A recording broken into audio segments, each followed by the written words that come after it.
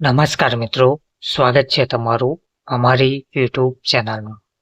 મિત્રો, વર્ગ 4ના કર્મચારીઓ માટે મોટા સમાચાર સામે આવ્યા છે. જિલ્લા તાલુકાના સફાઈ કર્મચારીઓના પગારમાં હવે વધારો કરવામાં આવશે તેવું જણાવવામાં આવ્યું છે. વિગતવાર માહિતી જોઈએ તો તાલુકાના સફાઈ સેવકોના પગાર હવે વધારવામાં આવશે. તલાટીઓ દ્વારા ચૂંટાયેલા સરપંચોને કેમ ચાર્જ સોંપાતો નથી તે અંગે પણ ચર્ચા કરવામાં આવશે.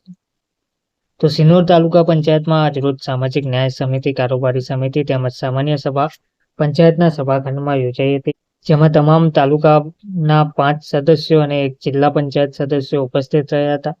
સિનોર તાલુકા પંચાયતમાં સામાજિક ન્યાય સમિતિ અને કારોબારી સમિતિની પ્રથમ બેઠક મળી હતી, જેમાં ગત સભાના ઠરાવ અને કામોની બહાલી આપી એજન્ડા પ્રમાણે તમામ કામોની ચર્ચા કરાયા બાદ 12:30 કલાકે પંચાયતની સામાન્ય સભા તાલુકા પંચાયત પ્રમુખ અર્ચનાબેનના અધ્યક્ષસ્થાને યોજાઈ હતી, જેમાં તાલુકા પ્રદેશ ઉપપ્રમુખ સહિત 10 તાલુકા પંચાયત સભ્ય હાજર રહ્યા હતા, જ્યારે 6 તાલુકા પંચાયત સભ્ય ગેરહાજર હતા.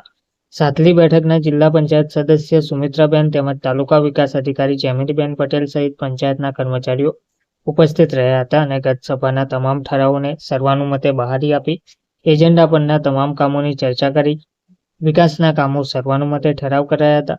પ્રમુખ સ્થાનેથી અર્ચનાબેન રાયે તાલુકા પંચાયતના સફાઈ કામદારોના વેતનમાં વધારો કરવા તેમજ જીસ્વાન કનેક્ટિવિટી વધારવાનું જણાવતા સર્વાનુમતે મંજૂરી આપી હતી, જ્યારે માજી તાલુકા પંચાયત પ્રમુખ સચિન પટેલે હાલમાં 11 ગામ પંચાયતોની ચૂંટણીમાં જીતેલા નવા સરપંચોને ચાર્જ સુપરત કરવામાં વહીવટદારો તેમજ તલાટીઓ દ્વારા હજુ સુધી કેમ ચાર્જ અપાતો નથી તે તપાસનો વિષય છે, તેમજ અગાઉ ન્યૂ ગુજરાત પેટર્નના કરેલા આયોજનો તેમજ તાલુકાના 20% નાણાપંચના કરેલા આયોજનો હેડ પ્રમાણે કરેલા હોવા છતાં નામંજૂર થાય છે, જેના કારણે છેવાડાના માનવી સુધી સરકારના લાભો પહોંચાડવામાં વિલંબ થતો હોય, વિકાસ રૂંધાય છે, સરકારનો ધ્યેય સિદ્ધ થતો નથી, તેમજ તાલુકા પંચાયત ભવન નવીન બનેલ તેની પહેલા માળે ફ્લોરિંગની ટાઇલ્સો ઉખડી ગયેલ હોય. અગાઉ પણ સામાન્ય સભામાં રજૂઆત કરવાનું છતાં કોઈ કાર્યવાહી થઈ નથી, તો ઉપરોક્ત ત્રણેય બાબતે ધ્યાન દોરી કાર્યવાહી કરવા રજૂઆત કરી હતી. ધન્યવાદ.